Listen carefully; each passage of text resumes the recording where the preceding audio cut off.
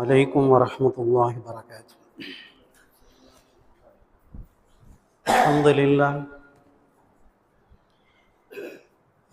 لله الذي هدانا لهذا نحمده ونستعينه ونستغفره ونؤمن به ونتوكل عليه ونعوذ بالله من شرور أنفسنا ومن سيئات أعمالنا من يهد الله فلا مضل له ومن يضلله فلا هادي له. أشهد أن لا إله إلا الله وحده لا شريك له وأشهد أن سيدنا ونبينا مولانا محمدا عبده ورسوله أما بعد. قال الله تبارك وتعالى في محكم تنزيله في الفرقان المجيد: إن أول بيت وضع للناس ببكة مباركا. صدق الله العلي العظيم.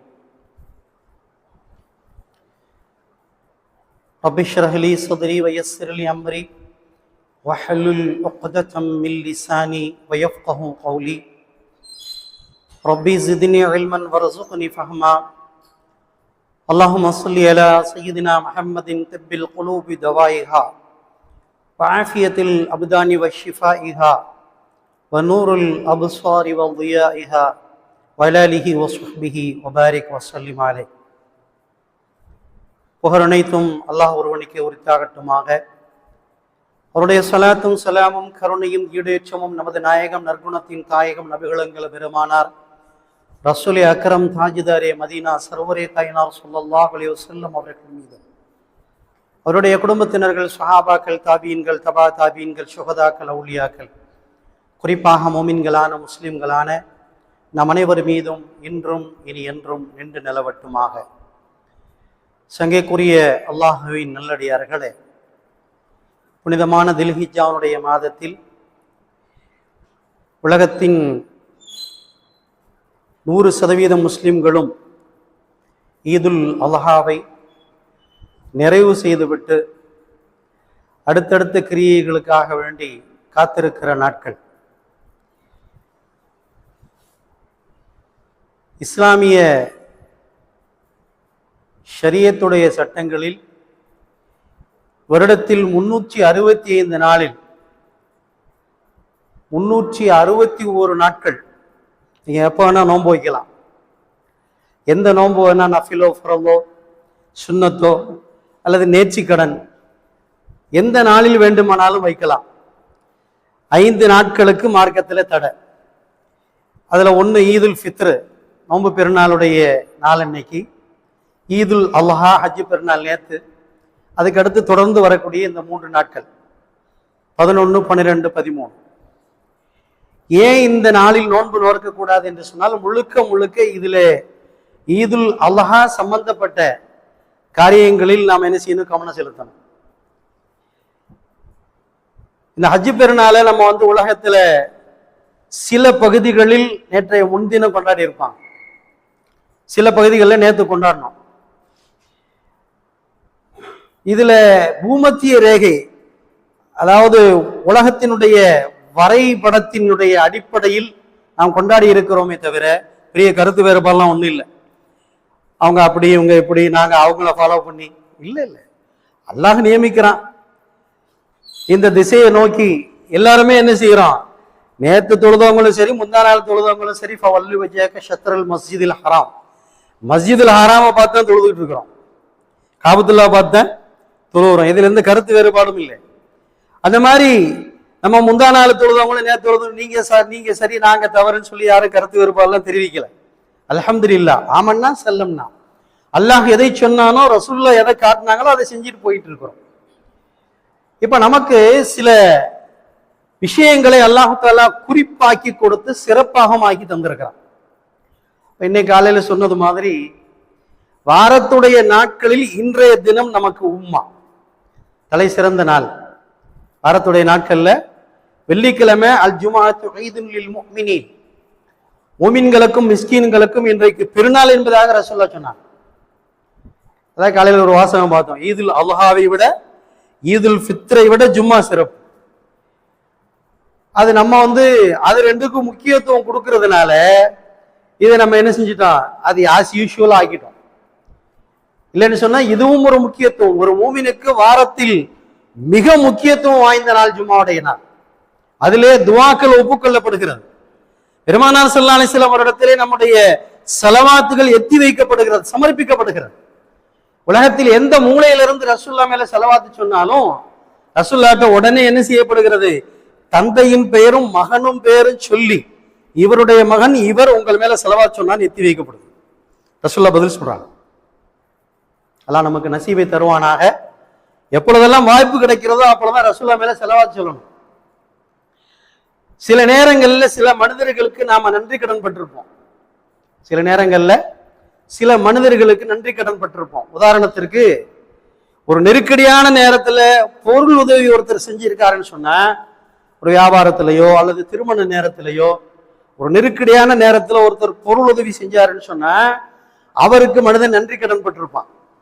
இவர் தாங்க என் பிள்ளை கல்யாணத்துல காசு கொடுத்து உதவுனாரு, இவர் தாங்க கடன்ல நான் இருக்கும் போது காசு கொடுத்து உதவுனாரு அப்படின்னு சொல்லி நன்றி கடன் பட்டிருப்போம். அது சில சந்தர்ப்பங்களில் சில மனிதர்கள் அவர்களுடைய வாழ்க்கையில் செய்து கொடுக்கின்ற உதவிக்காக வேண்டி நன்றி கடன். இன்னைக்கு நிறைய பேர் மாமனாருக்கு நன்றி கடன் பட்டிருப்பான். ஏன்னா இருக்கிற வீடு மாமனார் விட்டு, கட்டி இருக்கிற மனைவி மாமனாரை விட்டு, மாமனார் கல்யாணத்துல கொடுத்த பொருள் தான் வாழ்க்கை பூரா அனுபவிப்பான். வெக்கம் இல்லாம வாங்கக்கூடாது. மார்க்கத்துல வாங்கக்கூடாது.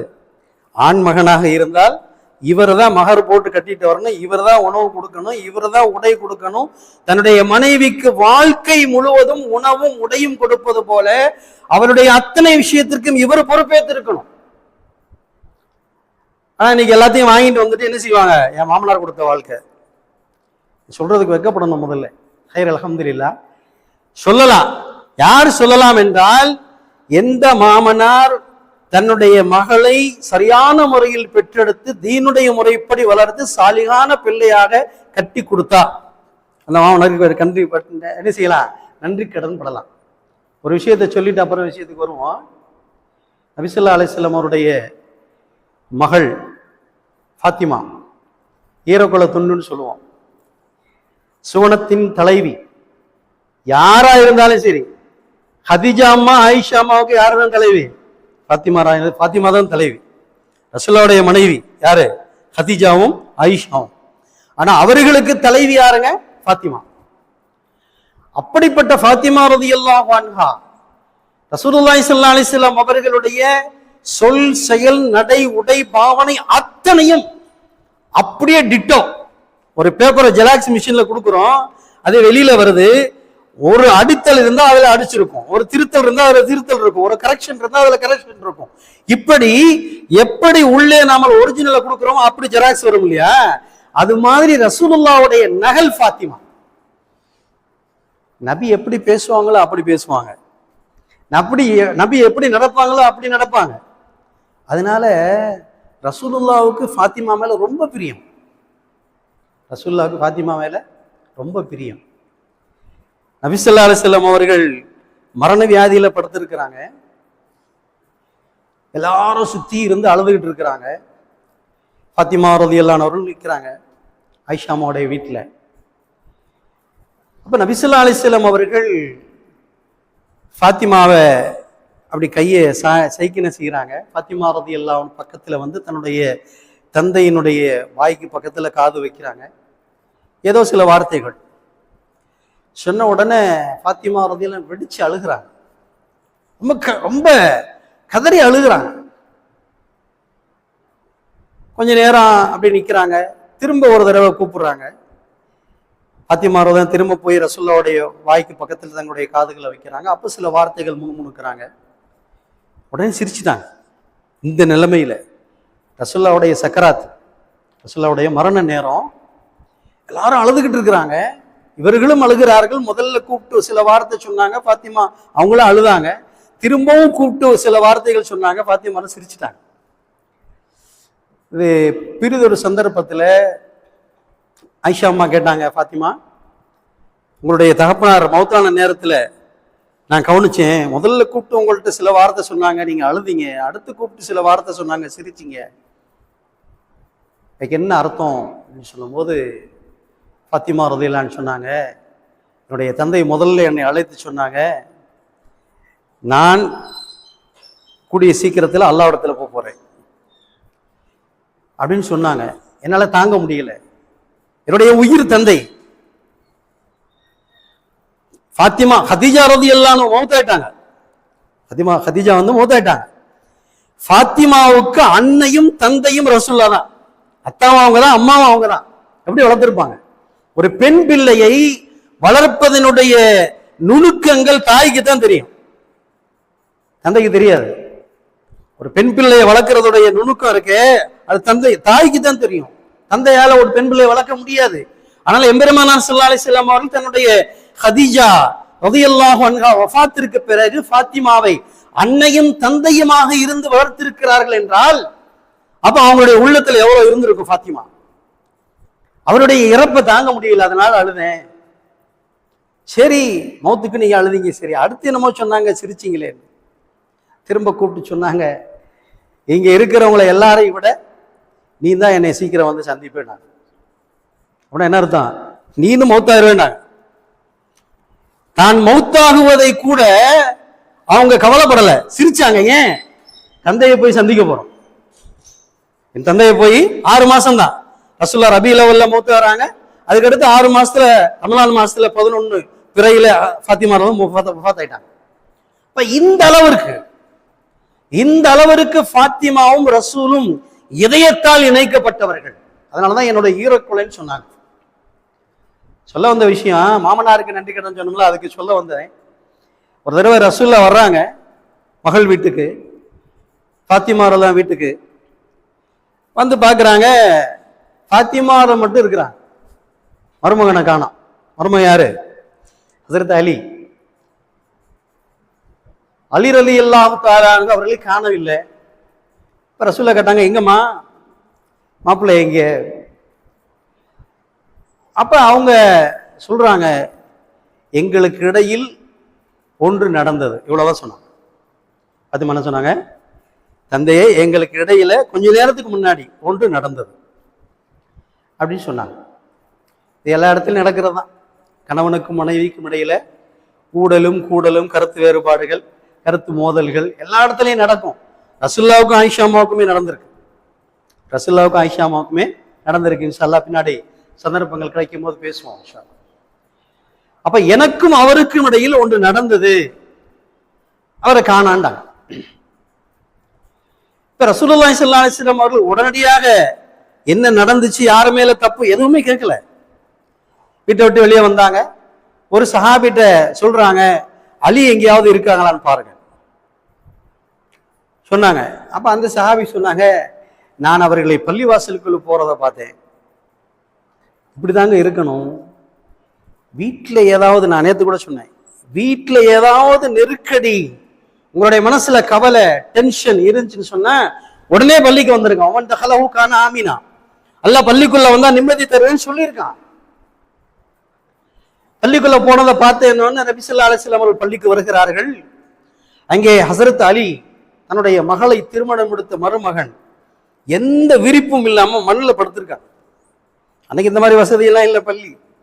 இன்னைக்கு அல்ஹம்துலில்லாஹ் அல்லாஹ் மூமின்களுக்கு பெரிய பரக்கத் செஞ்சிருக்கான். பள்ளி வாசல்கள் அழகிய முறையில் நிர்மாணிக்கப்படுகிறது. சில பள்ளிகளை எல்லாம் பார்த்தோம்னு சொன்னா நமக்கு இது சொர்க்கமா பூமியான்னு தெரியல, அந்த அளவுக்கு இருக்கு. கட்டுறது பெருசு இல்லை, முக்கியம் என்ன, அதுல அமல் இருக்கணும். பள்ளிவாசலை தீட்டுறது, வர்ணம் தீட்டுறது, அழகுபடுத்துறது முக்கியம் இல்லை, அதுல அமல்களை கொண்டு நிரப்பணும். அப்ப இங்க மண்ணுடைய பள்ளிவாசல், மண்ணு தர, ஹஸரத் அலி ரலியல்லாஹு அன்ஹு படுத்திருக்கிறாங்க. அவங்களுடைய முதுகுல எல்லாம் மண்ணு ஒட்டி இருக்கு. போய் நபி ஸல்லல்லாஹு அலைஹி வஸல்லம் பக்கத்துல போய், யா அபா துராப், மண்ணின் மகனேன்னாங்க. எந்த நேரத்திலையும் நபி ஸல்லல்லாஹு அலைஹி வஸல்லம் அவர்கள் சிலேடையாக பேசுவாங்க.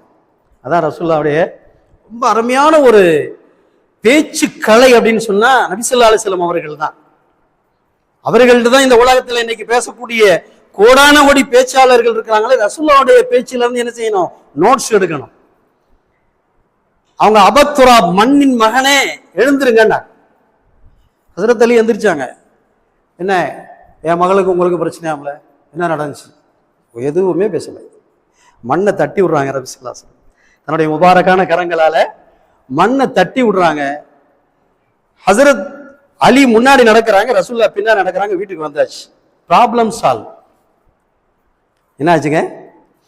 இப்படிப்பட்ட மகளை திருமணம் முடித்து கொடுத்த அந்த நபிக்கு அலி நன்றி கடன் பட்டிருக்கிறார். ஏன்னா ஃபாத்திமா எப்படிப்பட்டவங்க, நபியுடைய இதயம், நபியுடைய ஜெராக்ஸ், அவங்களுடைய நகல். அப்படிப்பட்ட ஃபாத்திமாவை எனக்கு திருமணம் முடித்து கொடுத்துருக்காங்களே அப்படின்னு சொல்லி நன்றி கடன் பட்டிருக்கணும். இன்றைக்கு நன்றி கடன் பட்டிருக்காங்க அப்படின்னு சொன்னா எனக்கு என்ன செய்திருக்கிறாரு, அவருக்கு 60-40 2BK வீடு கட்டி கொடுத்துருக்கிறாரு, ஏசி வாங்கி கொடுத்துருக்கிறாரு, புதுசா வீடு கட்டினேன். அதுக்கு கூட என் மாமனார் என்ன பண்ணாரு, 40,000 ரூபாய்க்கு சீரு பண்ணாரு, 80,000 ரூபாய்க்கு சீரு பண்ணாரு. வாழ்க்கை பூரா நன்றி கடன், வாழ்க்கை பூரா நன்றி கடன். இதுவெல்லாம் நன்றி கடன் ஆகாது. ஒரு சாலிகான மகளை பெற்றெடுத்து சரியான முறையில் தீனை சொல்லி கொடுத்து அவரை திருமணம் முடித்து கொடுத்திருந்தால் வாழ்க்கை முழுக்க என்ன செய்யணும், இவர் நன்றி கடன் செலுத்தலாம். ஹைர், அல்ஹம்துலில்லாஹ். அப்ப சில நேரங்களில் சிலருக்கு நன்றி கடன் படணும்.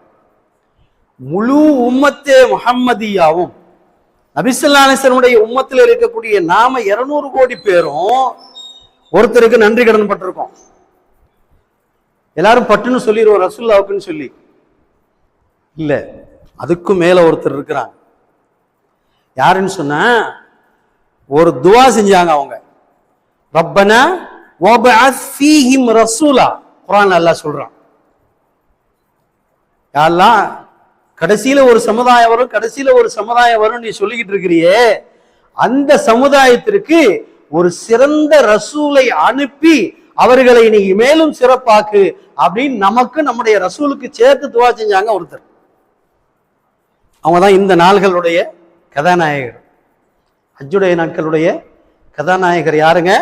ஹஸரத் இப்ராஹிம் அலா நபியின் அலைஹி ஸலாத்து வஸ்ஸலாம்.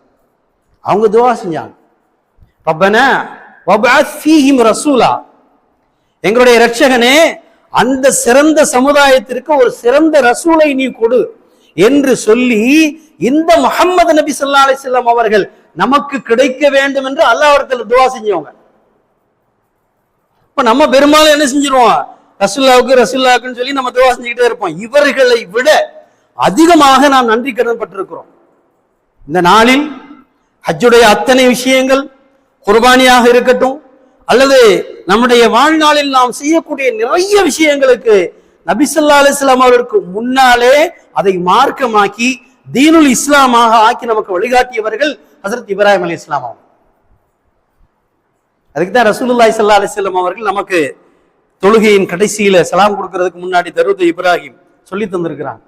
அல்லாஹும்ம ஸல்லி அலா சய்யிதினா முஹம்மதின் வ அலா ஆலி சய்யிதினா முஹம்மதின் கமா ஸல்லைத அலா இப்ராஹிம வ அலா ஆலி இப்ராஹிம இன்னக ஹமீதும் மஜீத்.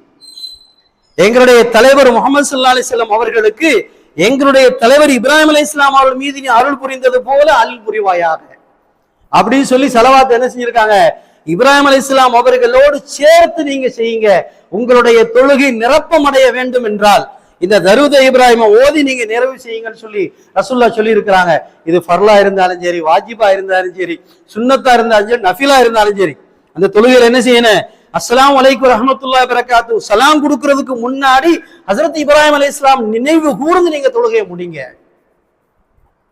எதுவுமே தெரியலங்க, துவா 2 நிமிஷம் தான் இருக்கு, ஆனா என்ன கேட்கறதுன்னு தெரியல.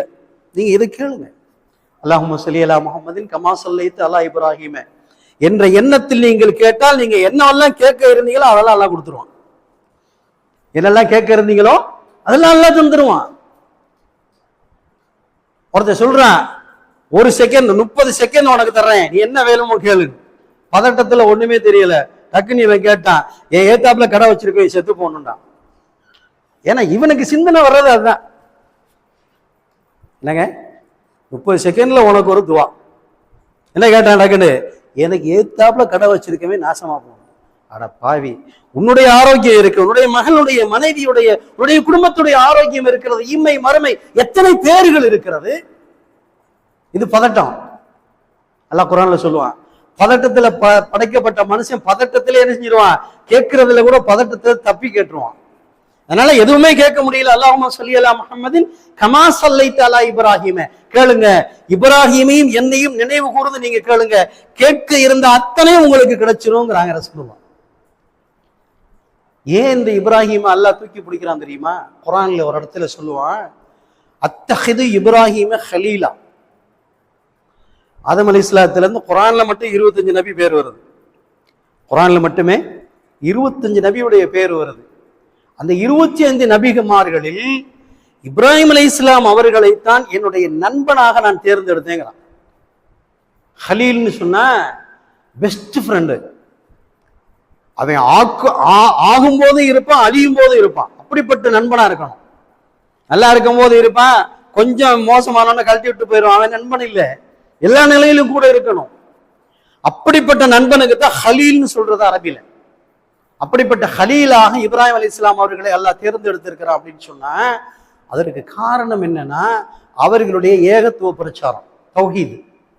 ரொம்ப ஆணித்தரமா அடிச்சாங்க. எங்க பேசினாங்க? முதல்ல ஹஸரத் இப்ராஹிம் அலைஹிஸ்ஸலாம் அவர்களை அல்லாஹு தஆலா நபியாக பிரகடனப்படுத்தும் போது அவங்க இருந்த பிரதேசத்துல சிலை வணக்கம் ரொம்ப மும்முரமா இருந்தது. சிலை வணக்கம் சொன்னா எந்த அளவுக்கு? நம்ரூத் நமக்கெல்லாம் தெரியும், அப்ப இருந்த மன்னர். அந்த நம்ரூதுடைய அரண்மனையில் சிலைகளை செஞ்சு கொடுக்கிறவர் யாருங்க? இப்ராஹிம் அலைஹிஸ்ஸலாத்துடைய அத்தா. இப்ராஹிம் அலைஹிஸ்ஸலாத்துடைய அத்தா.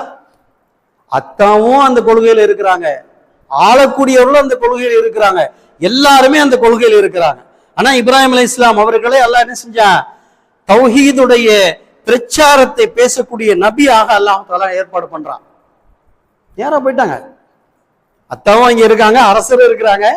அங்க போய் என்ன செய்யறாங்க? ஹஸரத் இப்ராஹிம் அலைஹிஸ்ஸலாம் எந்த விதமான நிதானம் இல்லாம, எந்த விதமான பயம் இல்லாம துணிஞ்சு சொன்னாங்க ஏகத்துவத்தை. அலம் தர இலல்லதி ஹாஜ்ஜ இப்ராஹிம. ஹாஜ்ஜன்னு சொன்னா சண்டையிடுவது போன்று பேசினாங்களாம். எந்த விதமான படைபலம் இல்லை இவங்கள்ட்ட, செல்வாக்கு இல்லை, ஆட்சி அதிகாரம் எதுவுமே இல்லை. ஒரு ஏழை சிலை வடிக்கக்கூடிய, ஒரு சிலை செய்யக்கூடியவருடைய மகன் என்ன செய்யறாங்க? ஒரு அரண்மனையில ஹாஜ்ஜ இப்ராஹிம, இப்ராஹிம் அலைஹிஸ்ஸலாம் அவங்க அங்க இருக்க அரசுகிட்ட ஓங்கி பேசினாங்க. ஆனா எல்லாருமே நமக்கெல்லாம் தெரியும், ஏழை சொல்லு சபை ஏறாது, ஏழை சொல்லு சபை ஏறாது. ஒருத்தட்ட பணமும் இல்லை, எந்த விதமான செல்வாக்கும் இல்லை, அவர் இங்க பேசுறாரு, ஒரே சிக்னல் ஆஃப் பண்ணிடுவோம். என்ன சொல்லுவோம்? ஒரு சிக்னல் தான் முடிஞ்சு. ஒருத்தர் கை காட்டினோம்னா 10 பேர் உனக்கு ஒண்ணும் இல்லை படா, பேச முடியாது. இங்க எந்த செல்வாக்கும் இல்லாத, அதிகாரம் இல்லாத ஹஸரத் இப்ராஹிம் அலைஹிஸ்ஸலாம் அங்கே நம்ரூத்கிட்ட போய் பேசுறாங்க, நீங்களும் இங்க இருக்கிற அத்தனை பேரும் செய்து கொண்டிருக்கிறது அல்லாஹ்வுக்கு மாறு செய்றீங்க. பெரிய வாக்குவாதம், நிறைய வாக்குவாதம்ல நடக்குது. அப்ப அந்த மன்னர் கேட்கிறாரு, ரப்பு ரப்புன்னு நீ சொல்றியே, ரட்சகன்னு சொல்றியே, அந்த ரட்சகன் உன்னுடைய ரப்பு என்ன செய்வாருன்னு சொல்லு. இப்ராஹிம் அலைஹிஸ்ஸலாம் சொன்னாங்க, என்னுடைய ரட்சகன் யுஹ்யி வ யுமீத்து, அவன் உயிரும் கொடுப்பான் மௌத்தாகவும் ஆகுவான். இது அல்லாஹ்வுடைய தன்மை. அல்லாஹ் என்ன செய்வான்? மௌத்துல இருந்து ஹயாத்து கொடுப்பான், ஹயாத்துல இருந்து மௌத்து கொடுப்பான். இது மட்டும்தான் உலகத்துல மனுஷன் என்ன அதை கண்டுபிடிக்கல, எல்லாமே ரெடி பண்ணிட்டான். இந்த விஷயம் மட்டும்தான் என்ன செய்யல, ரெடி பண்ணல. ரெடி பண்ண நான் தான் ரப்புன்னு சொல்லிடுவான்.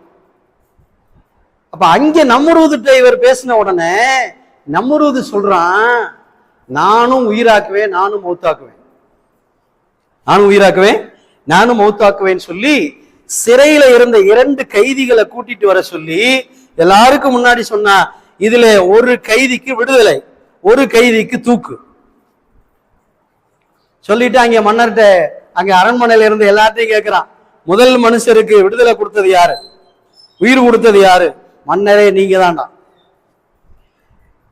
இதுதான் அங்க அறிவு வேலை செய்யல, மன்னருக்கு பயந்தாங்க. ஜெயில இருக்கவனை கூப்பிட்டு விடுதலைன்னு சொல்லி கொடுத்துட்டாரு. இப்ப அவனுக்கு உயிர் கொடுத்தது யாருன்னு கேக்குறாங்க, நீங்க தான் மன்னரே கொடுத்தீங்க. 2வது ஆளை சாகடிச்சது யாரு? நான் தான் சாகடிச்சு, நீங்க தான் சாகடிச்சீங்க அப்படின்னு சொல்லிட்டான். இப்ப இப்ராஹிம் அலைஹிஸ்ஸலாம் என்ன செஞ்சாங்க? அங்க போய் வாதம்லாம் பண்ண முடியாது.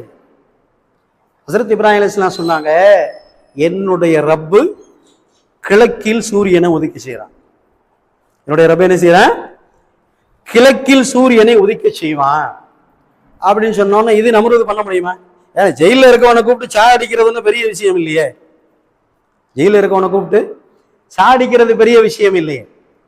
என்னுடைய ரப்பு கிழக்கில் சூரியனை விதிக்க செய்வான், நீங்க வேணா மேற்குல ஒதுக்கி செய்யுங்க அப்படின்னு நம்ரூதுட்ட பேசும்போது அல்லாஹ் சொல்றா, ஃபபுஹித அல்லதி கஃபர், அவன் முகம் கருத்து போனது, அவனுடைய முகம் கருத்து போனது, வெட்கப்பட்டு அவன் தோல்வியை ஒப்புக்கொண்டான் அப்படின்னு அல்லாஹ் குர்ஆன்ல பதிவு செய்யறான். இவ்வளவு தைரியம், இவ்வளவு துணிச்சல் கொண்ட இப்ராஹிம் அலைஹிஸ்ஸலாம் அவர்களை தான் என்ன செஞ்சா அல்லாஹ் என்னுடைய நண்பர் சொன்னான். நமக்கெல்லாம் தெரியும், ஒரு கட்டத்துல இந்த கருத்து மோதல் வந்து இப்ராஹிம் அலைஹிஸ்ஸலாத்தை நெருப்புல தூக்கி போட்டாச்சு. நெருப்பு உள்ள உழுவுறதுக்கு போய்கிட்டு இருக்கிறாங்க. எத்தனை மாதங்களாக வருடங்களாக மூட்டப்பட்ட நெருப்பு. இன்னைக்கு இருக்கிற மாதிரி கேஸ் பெட்ரோல்லாம் ஒண்ணுமே கிடையாது, வெறும் விறகு தான். மாதக்கணக்காக மூட்டப்பட்ட நெருப்பு. அந்த நெருப்பிலே தூக்கி எரியறவங்க கூட உள்ள விழுந்துருவாங்கன்னு சொல்லி அன்னைக்கு ஒரு கருவி மாதிரி வச்சு அதுல இப்ராஹிம் அலைஹிஸ்ஸலாத்தை உட்கார வச்சு விசையை இழுத்து பறந்து விழுவுற மாதிரி பண்ணான். ஏன்னா தூக்கி போறவனு விழுந்துருவான்னு. அவ்வளவு டெக்னிக். இப்ப இப்ராஹிம் அலைஹிஸ்ஸலாம் நெருப்பு நோக்கி போய் கொண்டிருக்கும் பொழுது ஜிப்ரீல் அலைஹிஸ்ஸலாம் வந்து கேட்டாங்களாம், நபி, அல்லாஹ்வுடைய நபி அவர்களே, அல்லாஹ் என்னைய நம்பி அனுப்பியிருக்கான், நீங்க சொல்லுங்க, இப்ப நான் உங்களை என்ன செஞ்சிருவேன், நெருப்புல உழுவாம நான் தூக்கிட்டு போயிடுறேன். ஒரு மலக்கு தான் கேட்கிறாங்க, மலக்கு அல்லாஹ்ட்ட கேட்காம வரமாட்டாங்க. அப்ப சொன்னாங்களாம் இப்ராஹிம் அலைஹிஸ்ஸலாம், இது இப்ராஹிமுடைய ஈமான், நம்முடைய ஈமான் வேற. இப்ராஹிம் அலைஹிஸ்ஸலாத்தோட ஈமான் இதுதான், நீங்க போங்க, அல்லாஹ் பார்த்து கொண்டிருக்கிறான். என்ன சொன்னாங்க? நெருப்பை நோக்கி பறந்து கொண்டிருக்கிற நேரத்தில் சொன்ன வார்த்தை என்ன சொன்னாங்க? நீங்க போங்க, நான் நெருப்பிலே விழுவதை அல்லாஹ் பார்த்து கொண்டிருக்கிறான் என்று சொன்ன இப்ராஹிம் அலைஹிஸ்ஸலாம் இந்த ஒரு குவத்தை ஈமான், உறுதியான ஈமான், எதுவாக இருந்தாலும் அல்லாஹ் பார்த்து கொண்டிருக்கிறான். மலக்கு வந்து கேட்கும் போது கூட மலக்குடைய உதவி வேணான்னு சொல்லி அல்லாஹ் என்னை பார்த்து கொண்டிருக்கிறான் என்று சொன்னதுனாலதான் இப்ராஹிம் அலைஹிஸ்ஸலாம் அவர்களை தனி மனிதர் அல்ல, அவர் ஒரு மனித சமுதாயம் என்று அல்லாஹ் குர்ஆன்ல சொல்றான். உம்மத்துன்னு சொல்றான். அவர் ஒரு மனித சமுதாயம். அப்படிப்பட்ட நபி அவர்கள் நமக்கு காண்பித்து கொடுத்ததான் இந்த ஹஜ்ஜுடைய கிரியைகள். இன்னும் நிறைய இருக்கு. இப்ராஹிம் அலைஹிஸ்ஸலாம் நமக்கு சொல்லி கொடுத்ததுல மிக முக்கியமான விஷயத்துல, சுன்னத்தான விஷயத்துல என்னன்னு சொன்னா, நம்ம இன்னைக்கு மார்க்கம் பண்றோம் இல்லையா, ஹத்னா, விருத்த சேதனம் பண்றோம் இல்லையா, இது முதல்ல செஞ்சது யாருங்க? இப்ராஹிம் அலைஹிஸ்ஸலாம் தான். அவர்களில் இருந்து சுன்னத்தாக்கப்பட்டது நமக்கு. இது மாதிரி நம்முடைய மார்க்கத்தில் நிறைய விஷயங்களுக்கு ஹஸரத் இப்ராஹிம் அலைஹிஸ்ஸலாம் அவர்கள் நமக்கு வழிகாட்டி தந்திருக்கிறார்கள். எனவே நாம் எல்லா நிலையிலுமே முஹம்மது ஸல்லல்லாஹு அலைஹி வஸல்லம் அவர்களை நினைவு கூறும் பொழுதெல்லாம் ஹஸரத் இப்ராஹிம் அலைஹிஸ்ஸலாம் அவர்களின் மீதும் என்ன செய்யணும், இந்த தரூதை இப்ராஹிம் என்பதை ஓதி கொண்டிருக்க வேண்டும். எல்லாம் வல்ல அல்லாஹ் தஆலா நபிமார்களுடைய சேவைகளை நாம் பின்பற்றுவதற்கு முழுவதும் அல்லாஹ் நமக்கு தௌஃபீக் தருவானாக. அஸ்ஸலாமு அலைக்கும் வரஹ்மத்துல்லாஹி வபரகாத்துஹு. சுன்னத்துல்